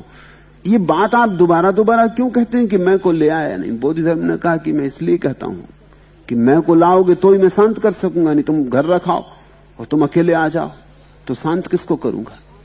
अच्छा बैठ जाओ, आंख बंद कर लो और खोजो कि ये मैं कहां है, और जैसे ही मिल जाए पकड़ लेना, झपट के वहीं पकड़ लेना और मुझे बता देना, तो मैं उसको उसी वक्त शांत कर दूंगा, क्योंकि पहले तो पकड़ना पड़ेगा ना, और तुम्हारे भीतर है तो मैं तो कैसे पकड़ूंगा, तुम ही पकड़ो। सम्राट ने सोचा कि बेकार आना हुआ, ये आदमी कहां की बातें कर रहा है, झपट के पकड़ लेना। मगर आ ही गया था तो बैठा इसके सामने, आंख बंद की, खोज करना शुरू की, और सामने बैठा है बोधि धर्म लिए लठ, कब सिर में मार दे, और कहता जा रहा है खोजो, सो मत जाना, झपकी मत खाना, मैं डंडा लिए बैठा हूं, तो आज इसको निपटारी कर देना। कब तक तू इससे परेशान रहेगा, इसको शांति करके भेजेंगे, सुबह हो तब तक ये खत्म ही कर देना। जितना खोजा वो ने उसके सामने बोधि धर्म के बैठे, खोजा उसने, कभी भीतर देखा ही नहीं था। कौन देखता है? तुम बातें करते हो, मैं, अशांति, मन, फला ढिका, बातचीत, तुम कभी खोजते थोड़ी। खोजा तो बड़ा हैरान हुआ, पकड़ में नहीं आता कौन मैं, कैसा मैं। इधर गया उधर गया, भीतर की परत पर छानी, कहीं किस मैं को न पाया। धीरे धीरे शांत होने लगा, इस खोज में ही शांत होने लगा। जब सुबह सूरज उग रहा था तो उसके चेहरे पर अपूर्व आभा थी। बौद्ध धर्म ने कहा बहुत हो गया, आंख खोलो और जवाब दो, पकड़ पाए या नहीं। वो हंसने लगा। उसने कहा नहीं पकड़ पाया, लेकिन आपकी महाकृपा कि आपने शांत कर दिया। मिलता ही नहीं, है ही नहीं, तो अशांति कैसी। सारे ध्यान के प्रयोग, साक्षी के प्रयोग इसी दिशा में गतिमान होते हैं। तो प्रज्ञा को मैं कहूंगा भय लगता ही तो स्वाभाविक है, क्योंकि तूने मान रखा है कि तू है और मिटना पड़ेगा। इधर हम कुछ बात ही और कह रहे हैं, इधर यह कहा जा रहा है कि तू है ही नहीं, इतना जानना है और मिटना हो गया। और जैसे ही मिटना हो जाता है वैसे ही परमात्मा प्रकट हो जाता है। इधर वो मिटा, उधर परमात्मा प्रकट हुआ। पर्दा हटा तो जो छिपा है वो प्रकट हो गया। ये भय इसलिए लगता है कि अभी मन उबा भी नहीं है इस अशांति से, इस अहंकार से। अभी मन भरा भी नहीं है। खुद झिझकता हूं कि दावाए जुनू क्या कीजिए, कुछ गवारा भी है ये कैद दरोबाम। अभी मैं डरता हूं, झिझकता हूं कि ईश्वर के उन्माद का दावा भी अभी कैसे करूं, कि प्रभु को पाने के लिए पागल हूं ये भी अभी कैसे कहूं। खुद झिझकता हूं कि दावाए जुनू क्या कीजिए, कुछ गवारा भी है ये कैद दरोबाम। अभी दरवाजों और छतों से घिरा हुआ ये जो कारागृह है, इससे मुझे लगाव भी है। अभी दावा भी क्या करूं, स्वतंत्रता का दावा क्या करूं। अभी इस कारागृह से मुझे मोह है। हम कहते हैं कि डर लगता है मिटने में, क्योंकि अभी अहंकार की यात्रा तृप्त नहीं हुई। अभी अहंकार कहीं पहुंचाता नहीं, इस बात का अनुभव प्रगाढ़ नहीं हुआ। अभी मैं कुछ कर गुजरूंगा ऐसी नासमझी बनी है। अभी दुनिया को कुछ करके दिखा देंगे, अभी थोड़ी और कोशिश कर लें। इतनी जल्दी मैं को न मिटाएं, शायद कुछ आता ही हो, कौन जाने। अब तक नहीं आया ये सच है, लेकिन कल आ जाए, कौन जाने परसों आ जाए। तो थोड़ी और कोशिश कर लें, थोड़ी और कोशिश कर लें। अभी कारागृह से तुम्हें मोह है। जिस दिन दिख जाता है कि यह कारागृह कौन किसको रोक सकता है, तुम ही पकड़े हो, अपने ही पिंजड़े के सींचों को पकड़े हो, तुम ही पकड़े हो। दरवाजा खुला है, जिस दिन तुम तय करो उस दिन बाहर निकल जाओ। तुम्हारे भीतर परमात्मा मौजूद है, जिस दिन तय करो उस दिन जान लो। मगर अभी तुम्हें इस मैं से आशाएं, उन्हीं आशाओं के कारण अड़चन होती, भय भी लगता है। जब तुम सुनते हो कि मिटना पड़ेगा, जब तुम सुनते हो कि पलटू कह रहे हैं पी को खोजन मैं चली, मैं ही गई हीरा है, तो घबराहट लगती कि ऐसे प्रिय को खोजने क्या जाना। अभी तुम्हारा अपने से प्रेम है और कोई तुम्हारे जीवन में प्रेम नहीं है। अभी अगर तुम प्रेम इत्यादि की बातों में भी पढ़ते हो तो वो भी अपने से ही प्रेम है। उपनिषद कहते हैं कौन पति अपनी पत्नी को प्रेम करता है? पति अपने लिए ही पत्नी को प्रेम करता है। इस पत्नी से सुख मिलता है, मगर अपने लिए। कौन पत्नी पति को प्रेम करती? इस पति से सुरक्षा मिलती, प्रेम मिलता, सुख मिलता, मगर ध्यान तो अपने पर है। सब यहां अपने को प्रेम करते हैं। यहां सभी लोग अहंकार की पूजा में संलग्न हैं। यहां सभी मंदिरों में अहंकार की पूजा चल रही। यहां तुमने अपनी ही मूर्ति बना ली, उसी के सामने थाली सजाए हुए आरती उतार रहे हो। गौर से देखो। और इसलिए तो प्रेम नहीं घट पाता, क्योंकि प्रेम घटे कैसे? इस अहंकार के कारण प्रेम कैसे घटे? प्रेम का तो मतलब है अब मैं नहीं, तू है। छोटे छोटे प्रेम में भी यही है।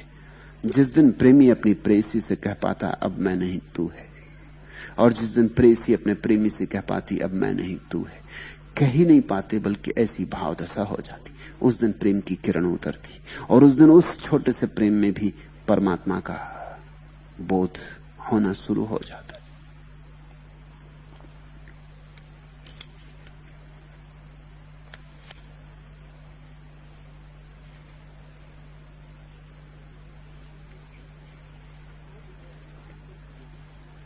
तीसरा प्रश्न, आप और सभी संत यही कहते हैं कि मन से मुक्त हो जाने पर व्यक्ति को परमात्मा को नजदीक जाने में सरलता होती, लेकिन मन से मुक्त होना असंभव सा लगता है।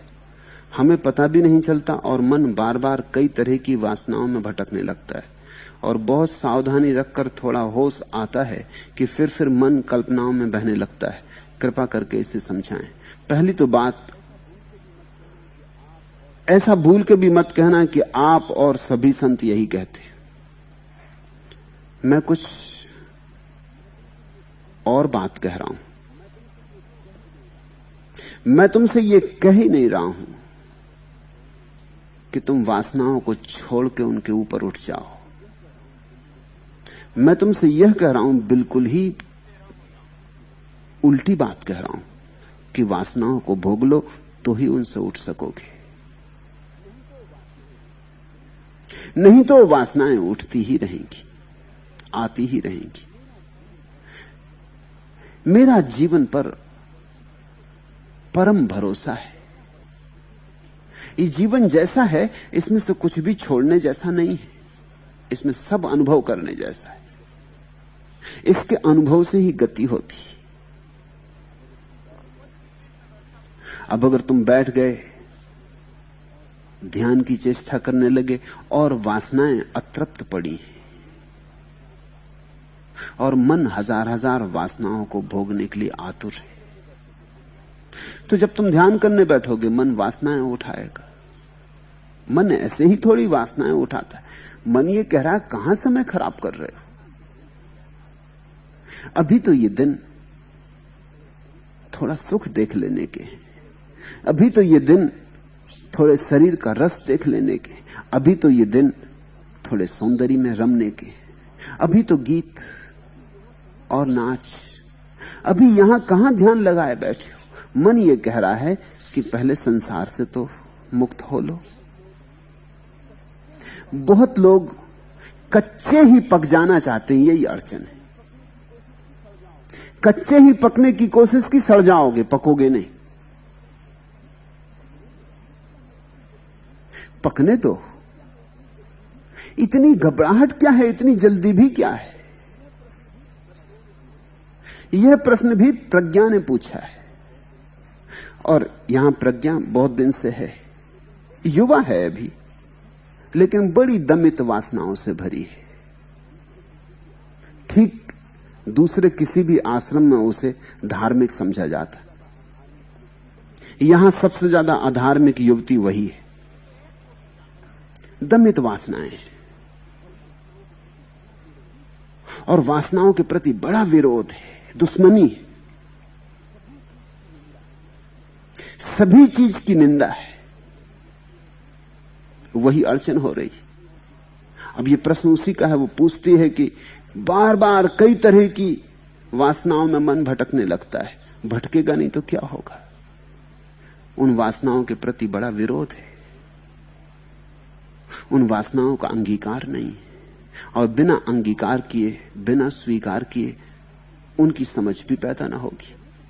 वासनाएं व्यर्थ हैं, ये सच है, लेकिन व्यर्थता तुम्हें दिखाई पड़नी चाहिए, मेरे कहने से व्यर्थ नहीं हो जाएंगी। संतों ने कहा होगा कुछ, उनके कहने से कुछ भी नहीं हो जाएगा। उन्होंने जान के कहा है। पलटूदास पलटे जब उन्होंने जान लिया होगा, और प्रज्ञा पलटना चाहती भी नहीं जाने।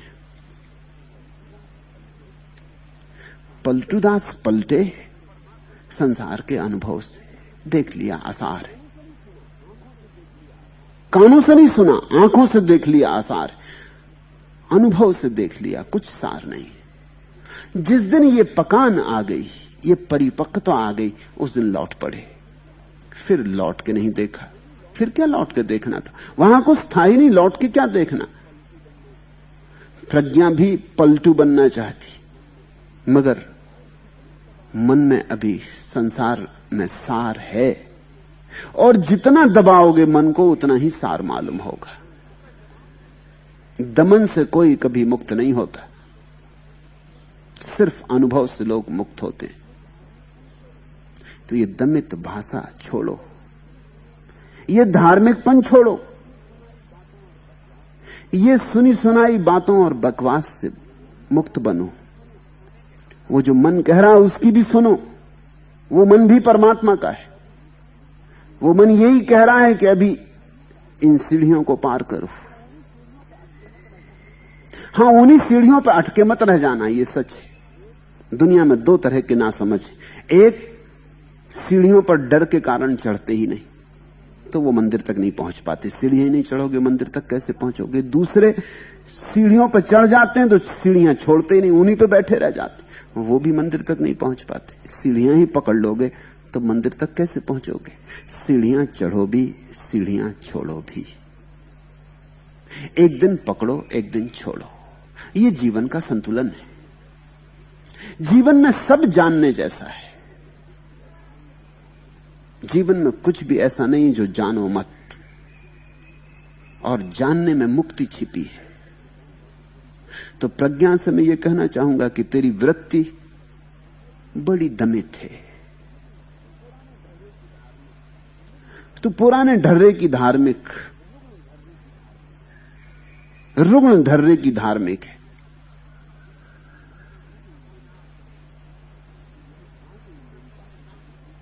तू यहां आ गई, मेरी बातें तुझे प्रीतिकर लगती हैं, मगर तेरे मन का संयंत्र, तेरे मन का जो ढांचा है वो बहुत ही जड़ सिद्धांतों से बना है।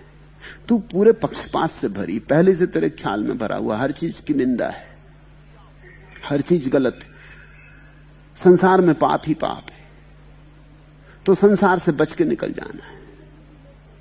और अभी उम्र तेरी कुछ भी नहीं।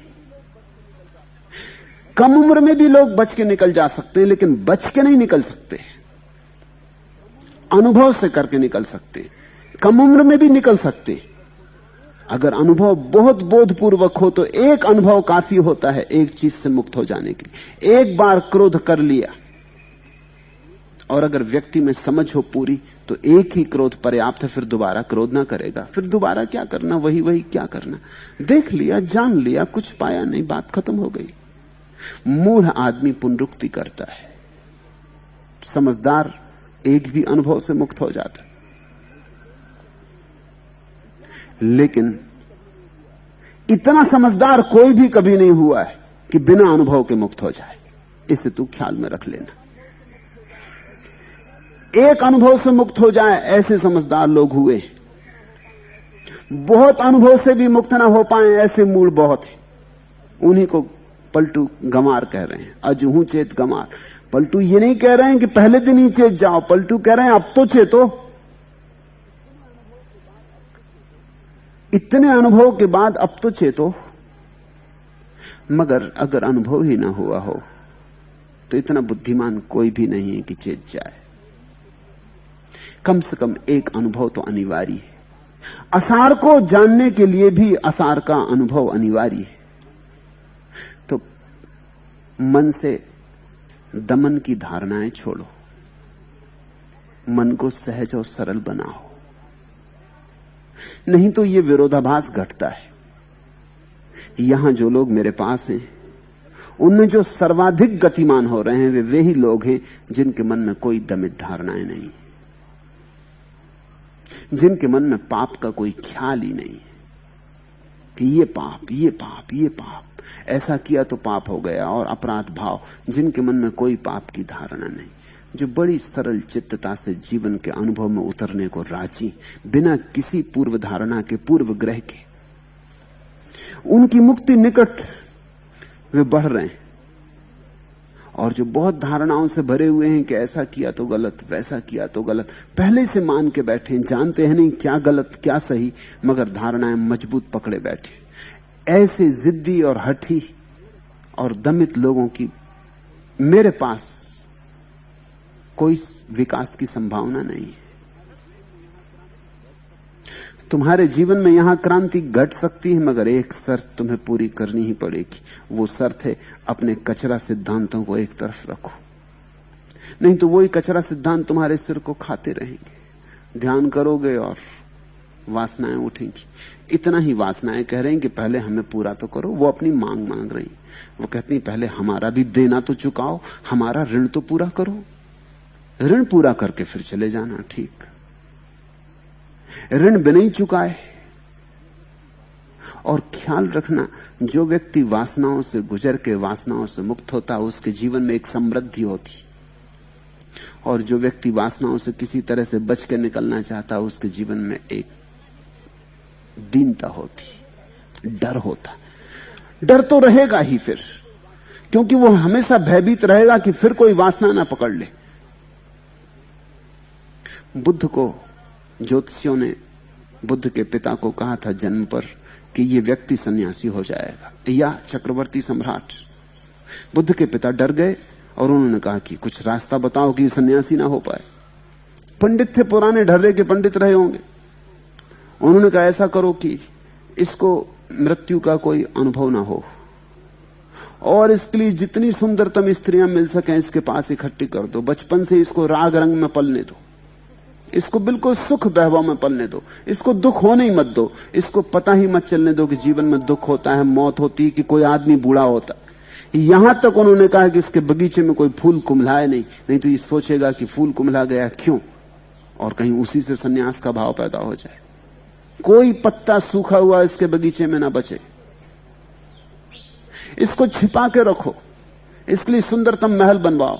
तो पिता ने वैसा ही किया, सुंदर महल बनवाए, अलग अलग ऋतुओं के लिए अलग अलग महल बनवाए, सारे राज्य की सुंदर युवतियां इकट्ठी कर दी।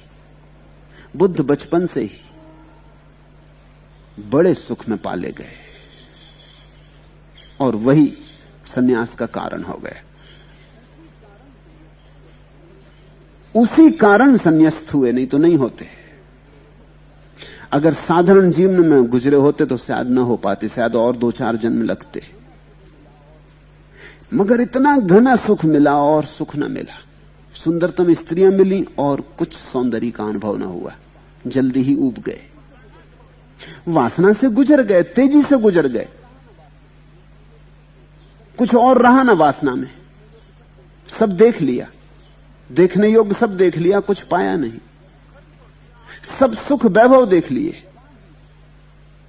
जल्दी ही जवान ही थे, तभी वैराग्य का उदय हुआ, तभी घर छोड़कर जंगल चले गए। अगर बुद्ध के पिता ने उन पंडितों से फिर पूछा होगा कि कहां भूल चूक हो गई, तो उन्होंने बताया होगा कि आप पूरी व्यवस्था नहीं कर पाए। ये रास्ते पे निकलता था, इसने एक बीमार आदमी देख लिया, ऐसी कहानी है ही। रास्ते पे निकलता था, इसने एक मुर्दे की लाश देख ली। ये नहीं होना था। इससे इसके मन में प्रश्न उठने लगे कि जीवन समाप्त हो जाएगा। इससे ये चला गया। आप पूरा इंतजाम नहीं कर पाए जैसा हमने कहा था, और मेरा मानना है कि उनके इंतजाम के कारण ही बुद्ध गए। इसीलिए जीवन के सारे अनुभव से गुजर जाना मुक्ति का उपाय है। बुद्ध के बुद्धत्व में उन पंडितों का बड़ा हाथ रहा, अनजाने। बुद्ध के पिता का बड़ा हाथ रहा, अनजाने। उन्होंने तो कुछ और चाहा था, कुछ हो गया। सब देख लिया बुद्ध ने जो संसार दे सकता था, जल्दी ही देख लिया। 25 साल के हुए थे तभी सब सुख भोग देख लिए। जो आदमी 75 तक भी सोचता ही रहता है, वो 25 में देख ही लिए, वो खत्म ही हो गए। अब कुछ बचे नहीं। 25 में वृद्ध वहां हो गए बुद्ध, उतने वृद्ध जितना आदमी 75 में होता। हिंदू कहते हैं 75 साल में आदमी को सन्यासी होना चाहिए। बुद्ध 25 साल में सन्यासी हो गए, क्योंकि साधारण जिंदगी में सुख इतने ज्यादा थोड़ी मिलते हैं, इतने इकट्ठे थोड़ी मिलते हैं, थोक थोड़ी मिलते हैं, फुट कर आते हैं। 75 साल लग जाते हैं आते आते। बुद्ध की जिंदगी में थोक आए, इकट्ठे गिर गए। 25 साल में सब पूरा हो गया। तुम मेरे आश्रम में हो तो ख्याल रखो, मैं दमन का पक्षपाती नहीं हूं, मैं अनुभव का पक्षपाती हूं। जो वासनाएं तुम्हारे मन में बार बार उठाती हूं उन्हें पूरा ही कर लो। कुछ वासना से इतना घबराना क्या है? सीढ़ियां हैं, चढ़ जाओ। हां, सीढ़ियों की पकड़ में मत आ जाना। सीढ़ियां किसको पकड़ती? तुम मत पकड़ना सीढ़ियों को। बस सीढ़ियों ने किसी को कभी पकड़ा हो ऐसा मैंने सुना नहीं। तो सीढ़ियों से क्या घबराना? रख लो पैर, चढ़ जाओ, गुजर जाओ, मंदिर में पहुंच जाओगे। वासना की सीढ़ियों से चढ़ के ही कोई प्रार्थना तक पहुंचता है, और विचार की सीढ़ियों से चढ़ के ही कोई निर्विचार तक पहुंचता है। और संसार परमात्मा तक जाने का आयोजन है, चुनौती है। छोड़ो विरोध, छोड़ो दमन, छोड़ो नकार। पूछा है प्रज्ञा ने, आप और सभी संत यही कहते हैं। और सभी संतों का मुझे पता नहीं, क्योंकि तुम्हारे सभी संतों में बहुत तो संत हैं ही नहीं। तुम्हारे 100 संतों में एक आध संत होता है, 99 तो तुम जैसे ही रुग्ण और तुमसे भी ज्यादा महारुग्ण होते हैं। मगर उन 99 की भाषा तुम्हें समझ में आती, क्योंकि वो तुम्हारे ही रोग की भाषा बोलते हैं, और वो जो एक है उसकी भाषा तुम्हें समझ में नहीं आती। उन्हीं थोड़े से एक एक संतों को चुनकर मैं बोल रहा हूं उनके ऊपर, ताकि तुम्हें छांट के बता दूं कि कितने संत हैं। असंत तो बहुत है, इसलिए उनकी संख्या गिनाना भी ठीक नहीं। संतों पर बोलता जा रहा हूं, संत बहुत ज्यादा नहीं। तुम्हारे सभी संत संत नहीं है, और प्रज्ञा के सभी संत तो हो ही नहीं सकते। इसके तो 100 ही संत रुग्ण और विक्षिप्त होंगे। इसको तो वही लोग संत मालूम पड़ेंगे जो रुग्ण और विक्षिप्त होंगे।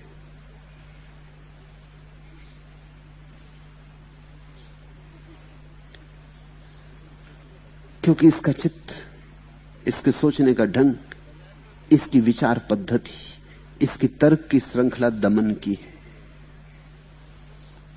शरीर विरोधी, संसार विरोधी। आप और सभी संत यही कहते हैं कि मन से मुक्त हो जाने पर व्यक्ति को परमात्मा के नजदीक जाने में सरलता होती। मन से मुक्त हो जाने पर सरलता नहीं होती, मन से मुक्त हुए कि पहुंच गए।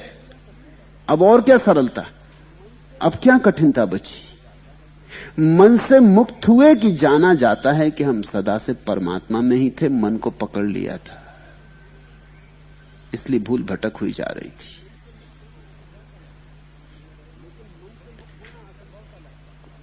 लेकिन मन से मुक्त होना असंभव सा लगता है। असंभव रहेगा ही प्रज्ञा। जिस ढंग से तू मुक्त होना चाहती हो नहीं पाएगी।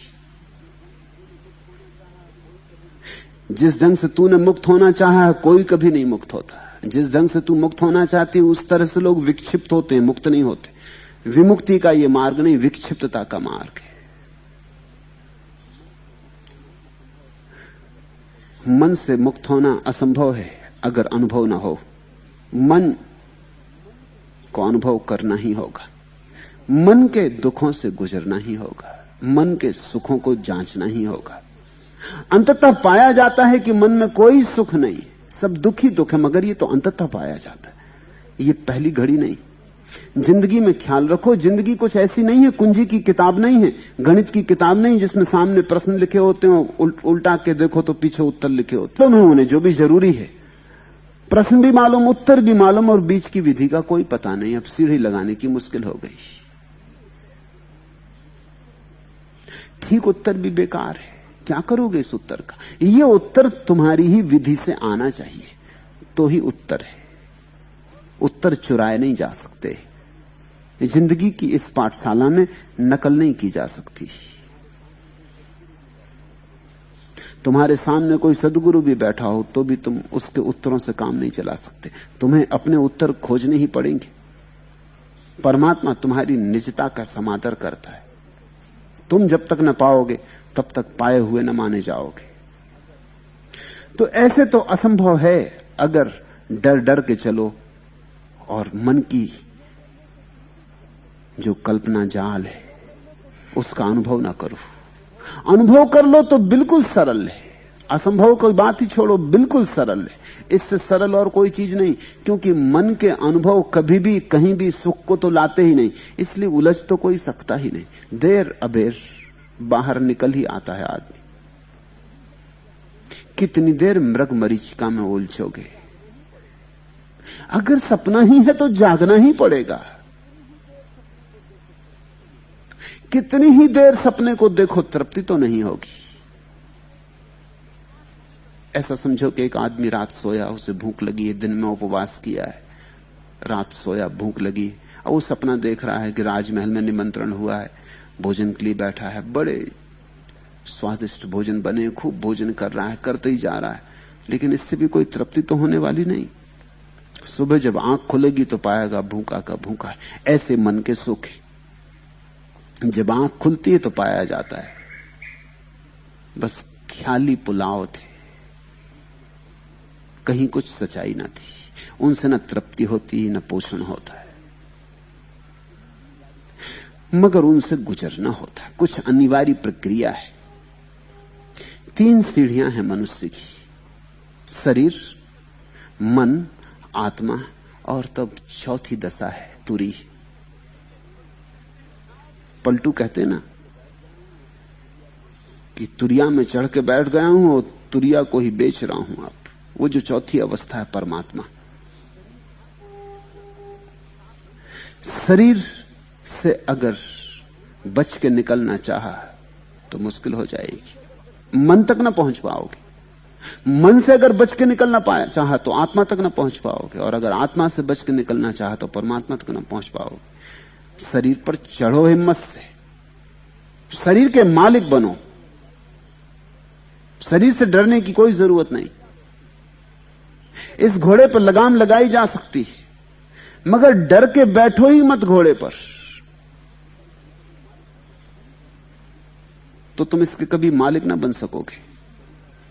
शरीर पर चढ़ो, शरीर की सीढ़ी पर पैर रखो, मन की भी सीढ़ी पर पैर रखो। मन बहुत सी वासनाओं के जाल दिखाता है, उसमें चुन लो, बहुत सी वासनाएं नहीं है। अगर बहुत से गौर देखोगे तो उंगलियों पर गिनी जा सके ऐसी वासनाएं, कितनी बहुत सी वासनाएं। चूंकि दमन करते हो इसलिए एक ही वासना हजार हजार रूपों में प्रकट होती है, अगर उसको भोगी लो समाप्त हो जाती। मन से चढ़ो तो आत्मा मिलती। कुछ लोग शरीर में ही अटक गए हैं, उनकी सारी जीवनचर्या बस शरीर में ही अटकी। इनमें से कई लोग धार्मिक समझे जाते, अटके हैं शरीर में, उपवास करना, स्नान करना, जनेऊ और ये और वो, और सब शरीर का ही गोरख धंधा है। गंगा जाएंगे और तीर्थ यात्रा करेंगे, मगर शरीर से पार नहीं। शूद्र छू देगा तो स्नान करना पड़ेगा। शरीर की ही बुद्धि है, जैसे शरीर ही सब कुछ है। खूब घिस घिस के शरीर धोते रहेंगे, मगर इससे कुछ भीतर की स्वच्छता नहीं आती। अपना भोजन खुद ही बना के करेंगे, क्योंकि दूसरे के छुए भोजन में कहीं कुछ अशुद्धि हो जाए, मगर भोजन शरीर में जाता है, शरीर के पार नहीं जाता। कुछ लोग हैं जो मन में उलझे, उनकी झंझट यही कि वासना से कैसे छूटें, विचार से कैसे छूटें, वृत्ति से कैसे छूटें, क्योंकि पतंजलि तो कह गए चित्त वृत्ति निरोध तो ही योग होगा। तो ये चित्त वृत्ति का निरोध कैसे हो? वो वहीं उलझे हैं, वो रुग्ण होते जाते हैं, विक्षिप्त होते जाते हैं, पगलाते जाते हैं। किसी तरह बाहर तो संयम बांध बूंद के खड़ा कर लेते हैं, लेकिन भीतर आग जलती असंयम की। कुछ लोग वहां से भी पार हो जाते हैं तो आत्मा में अटक जाते, तो मैं भाव में अटक जाते, अत्ता में अटक जाते, अहंकार में अटक जाते। उससे भी जो पार होता है वो परमात्मा में पहुंचता है। ये तीनों सीढ़ियां हैं जीवन की, इनके पार होना है। इन तीनों सीढ़ियों के पार प्रभु का मंदिर है, मगर अनुभव से ही पार हो सकता है कोई, चढ़ के ही गुजर के ही पार हो सकता है कोई। भय मत करो, जीवन का भय मत करो। जीवन शुभ है, जीवन के सब रूप शुभ हैं। इन सभी रूपों में सजग भाव से गुजरो। अब प्रज्ञा कहती है कि बार बार वासनाएं उठती और बहुत सावधानी रखकर थोड़ा होश आता है कि फिर मन कल्पनाओं में बहने लगता है। ये जो बहुत सावधानी रखकर थोड़ा होश आता है, ये जबरदस्ती लाया गया होश है, ये 2 कौड़ी का, इसका कोई मूल्य नहीं। होश अनुभव से आना चाहिए, होश सहज होना चाहिए। कबीर कहते हैं सहज समाधि भली। चेष्टा कर करके किसी तरह लाए तो वो क्षण भर ही टिकेगा। वो ऐसे ही होगा जैसे कि मैं तुमसे कहूं कि फलां आदमी को प्रेम करो, और तुम चेष्टा करके कर भी लो प्रेम, तो कितनी देर टिकने वाला है। जरा भूले कि फिर प्रेम होगा तो टिकेगा, चेष्टा करने से कैसे आएगा। ऐसे ही प्रेम भी नहीं आता चेष्टा से, ऐसे ही ध्यान भी नहीं आता चेष्टा से। और ये चेष्टा भी भय के कारण चल रही कि कहीं वासना ना आ जाए, तो चेष्टा करके सावधानी रखो। तो लड़ाई चल रही भीतर, वासना और ध्यान में लड़ाई चल रही। वासना और ध्यान में अगर लड़ाई करवाओगे तो वासना जीतेगी, ध्यान नहीं जीत पाएगा। ये ऐसा ही है जैसे कि कोई फूल और पत्थर में लड़ाई करवाए, तो पत्थर जीतेगा, फूल नहीं जीत सकता। हालांकि फूल ऊंची अवस्था है और पत्थर नीची अवस्था है। लेकिन ये ख्याल रखना कि जब भी तुम ऊंचाई में, नीचाई जीतेगी, ऊंचाई नहीं जीतेगी, क्योंकि ऊंचाई कोमल होती, फूल जैसी होती। जीवन में क्षुद्रताओं से विराटताओं को मत लड़वाना। लठ लेके सितार से मत जूझ जाना, नहीं तो लठ जीतेगा, सितार हार जाएगा। और इसका यह मतलब नहीं है कि सितार कमजोर है, इसका इतना ही मतलब है सितार श्रेष्ठ है, ऊंचा है, सूक्ष्म है। सूक्ष्म के सामने स्थूल को मत लड़ाना, और यही लोग कर रहे हैं, स्थूल को लड़ा रहे हैं सूक्ष्म से। ध्यान को लड़ा रहे वासना से। वासना पत्थर जैसी, ध्यान फूल जैसा। इसमें बार बार ध्यान ही हारेगा। इसे खूब परमात्मा को लड़के पाया ही नहीं जाता, ध्यान भी लड़के नहीं पाया जाता, समझ पूर्वक। तो मैं तुमसे ये कहूंगा कि जब वासना उठे तो चेष्टा करके ध्यान मत लगाओ। जब वासना उठे तो वासना को समझो, क्या वासना का संदेश है, क्या तुम्हारा मन तुमसे कहना चाहता है, क्या मन तुम्हें बताना चाहता है, कहां ले जाना चाहता है। सुनो इसकी। तुम्हारा मन है, तुम ना सुनोगे तो कौन सुनेगा। ये फरियाद भी करे तो कहां करे। आखिर इसकी भी इच्छाएं, ये तुमसे ना कहेगा तो किससे कहेगा। इसे प्यास लगी है और तुम अपना ध्यान लगाने की कोशिश कर रहे हो। इसे भूख लगी है पर मिलता है, फिर भी प्रेम से इसको रस आता है या नहीं। जब धीरे धीरे तुम्हें एक बात पक जाएगी कि कितना ही दो, इसको रस नहीं आता, तो देने से कुछ हल होने वाला नहीं। मगर ख्याल रखना, जल्दी मत करना, ये पकने देना तुम्हारे ही भीतर। मेरी कही बात नहीं, कानों सुनी सो झूठ सब।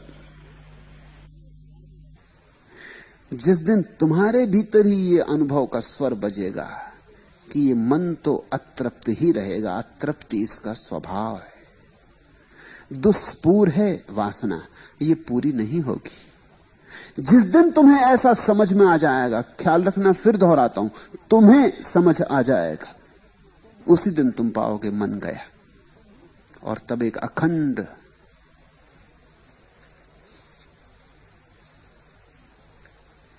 आखिरी प्रश्न,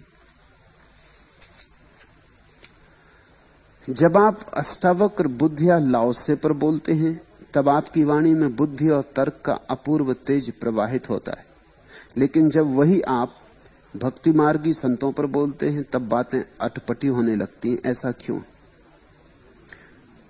ऐसा इसलिए है कि मैं नहीं हूं, क्योंकि मैं नहीं बोल रहा हूं। जब अष्टावक्र बोलते हैं तो उनको ही बोलने देता हूं, जब बुद्ध बोलते हैं तो उनको ही बोलने देता हूं, फिर मैं बीच में नहीं आता। और जब पलटूदास बोलते हैं तो पलटूदास को मैं फिर एक मौका देता हूं कि पलटूदास फिर से गा लो, फिर से कह लो, बहुत दिन हो गए लोगों ने तुम्हारी बात नहीं सुनी, बहुत दिन हो गए लोग तुम्हें भूल ही गए, फिर से जी लो मेरे बहाने, मेरे निमित्त फिर से लोगों से बात कर लो। मैं सिर्फ निमित्त बन जाता हूं। तो मेरी व्याख्या ऐसी नहीं जैसे लोकमान्य तिलक की व्याख्या गीता पर, कि महात्मा गांधी की व्याख्या गीता पर। उनकी अपनी धारणाएं, वो अपनी धारणाओं को गीता में खोजते हैं। मेरी कोई धारणा नहीं, मैं धारणा शून्य हूं। इसलिए जब बुद्ध पर बोलूंगा तो स्वभावतः बुद्ध की प्रखरता, बुद्ध की स्पष्टता, बुद्ध का तर्क झलकेगा। और जब दरिया पर बोलूंगा या पलटू पर या कबीर पर, तो उनकी अटपटी बातें, उनकी प्रेम पटी बातें, उनकी प्रेम पगी बातें, उनकी मस्ती झलकेगी। बुद्ध के साथ मैं बुद्ध हो जाता हूं, पलटू के साथ पलटू हो जाता हूं। अपनी धारणा नहीं डालता हूं। बेचैनी मालूम पड़ती होगी कभी कभी, कभी कभी तुम्हें विरोधाभास दिखाई पड़ते होंगे, स्वाभाविक, क्योंकि बुद्ध एक ढंग से बोलते हैं, दरिया दूसरे ढंग से बोलते हैं, दादू तीसरे ढंग से बोलते हैं। ऐसा प्रयोग पहले कभी पृथ्वी पर किया नहीं गया, इसलिए तुम्हारी अड़चन को मैं समझता हूं, ये पहली दफा हो रहा है। जैनों ने गीता पर टीका नहीं लिखी, क्यों लिखे? हिंदुओं ने महावीर के वचनों पर भाष्य नहीं किया, उल्लेख ही नहीं किया महावीर का, वचनों पर भाष्य तो अलग। हिंदुओं ने धम्मपद पर नजर नहीं डाली। सबकी अपनी बंधी लकीरें, सबकी अपनी धारणाएं, अपनी धारणाओं की सीमा के बाहर नहीं जाते। मेरी कोई धारणा नहीं, ना मैं हिंदू हूं, ना मुसलमान हूं, ना जैन हूं, ना ईसाई हूं। मेरा कोई छोटा मोटा आंगन नहीं है, सारा आकाश मेरा है। इतने बड़े आकाश को जब तुम सुनोगे तो तुम घबराओगे। छोटे छोटे आंगन को संभालने की तुम्हारी क्षमता है। इतना बड़ा आकाश तुम्हें मिटा ही जाएगा, तुम्हें पहुंच ही देगा। और वही चेष्टा चल रही। अगर मैं एक ही धारणा के सूत्रों पर बोलता रहूं, जैसे बुद्ध के ही वचनों पर बोलता रहूं, या बुद्ध की परंपरा में आए हुए संतों पर बोलता रहूं, सुनते ही रहे, सुनते ही रहे, सुनते रही, तो बौद्ध हो जाओगे। अगर मैं मुसलमान फकीरों पर ही बोलता रहूं, तो सुनते सुनते सुनते सुनते तुम अगर मेरे साथ बंध गए तो मुसलमान हो जाओ। आज मुसलमान पे बोलता हूं, कल हिंदू पे बोलता हूं, परसों बौद्ध पर बोलता हूं। मैं तुम्हें भी टिकने नहीं देना चाहता, कहीं भी नहीं टिकने देना चाहता। इसके पहले कि तुम टिकने का इंतजाम करते हो, खूंटी इत्यादि गाड़ने लगते हो कि तंबू चढ़ा दें और अब सो जाएं, मैं कहता हूं बस उठो, सुबह हो गई, चलना है। तुम नाराज भी होते हो कई बार कि जरा आराम तो कर लेने दें। बात जच रही थी, आपने ही जचा दी थी कि कारण है। गिरे हमारा शून्य में, अनहद में विश्राम, कहीं टिकने ना दूंगा। अनहद में विश्राम, जहां तक हदें हैं वहां तक नहीं टिकने दूंगा। जिस दिन तुम कहोगे अब आकाश ही हमारा तंबू, पृथ्वी ही हमारा बिछोना, सब धर्म हमारे और हम सब धर्मों के, जिस दिन तुम ऐसा कहोगे उस दिन कहूंगा अब मजे से सो जाओ, अनहद में विश्राम आ गया। जब तक तुम्हें देखूंगा कि तुम आंगन बनाते हो, तुम जल्दी में हो बहुत, तुम बड़ी जल्दी करते हो, तुम एक बात पकड़ते हो, कहते हो बस ठीक, आ गया घर। जैसे ही अतीत, कभी अटपटी बातें, कभी तर्क की और कभी अतर्क की, तुम्हें कहीं रुकने नहीं देना है। ये प्रयोग पृथ्वी पर पहली बार हो रहा है,